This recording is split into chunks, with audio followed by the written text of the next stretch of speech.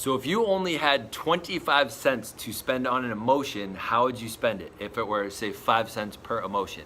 In today's Think Share.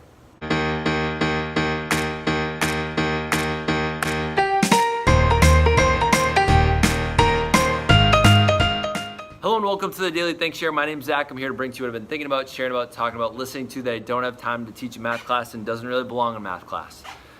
If you're new to the channel, I invite you to subscribe. So the other day I heard one of the teachers, they were talking back and forth, and one of them said, I hate something. I don't even remember what it was. It was traffic. I hate traffic. And then the other teacher was like, hey. And then the other teacher came back and said, okay, but I love my wife, and I love my fiance, and I love my dogs, and I love some other things. And I was like, what just happened between the two of you? And so one of them, the one that called out the other pointed out and said, hey, tell them.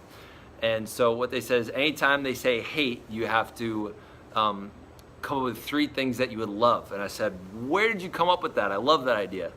And they said that their mom trained them when they were a young kid that if they were to think about if they only had a certain amount of money to spend on emotion, what would they spend it on? So if you think about it, we have a choice to have certain emotions. Now, some of them kind of come up, they kind of bubble up, right? You get angry, you get sad, you get mad, you get happy, like you can't help it sometimes. And oftentimes we can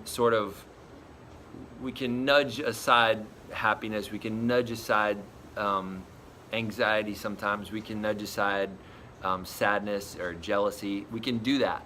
So when you hate something, if you force yourself to be thankful and you talk about something you love, just by speaking it with your words, that makes a huge difference in kind of where your mind goes with it. So I think I'm going to try this out, and feel free to, my students, call me out on it. Anytime I say I hate, I'm going to then follow that up with 3 things that I love.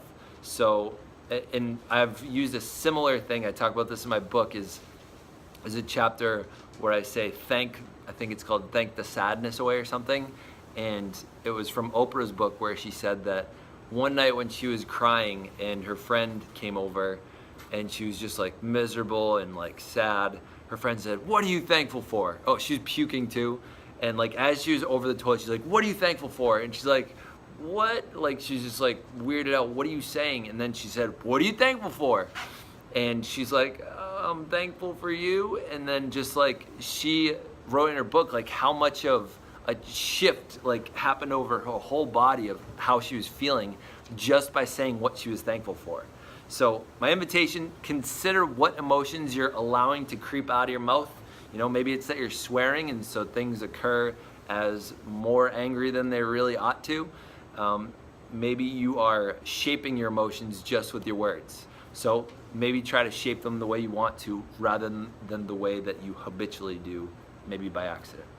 If you like this, give it a like. If you, what are some of the things you hate? What are some of the things you love? Put them in the comments. Let me know what else you want to see me talk about in these videos every day. I think we're up to around 140 videos in a row. I think I've missed one day out of all of them so far. Hope you enjoyed it. If you want more and you want to receive updates when I have new stuff, hit the subscribe button and stay weird.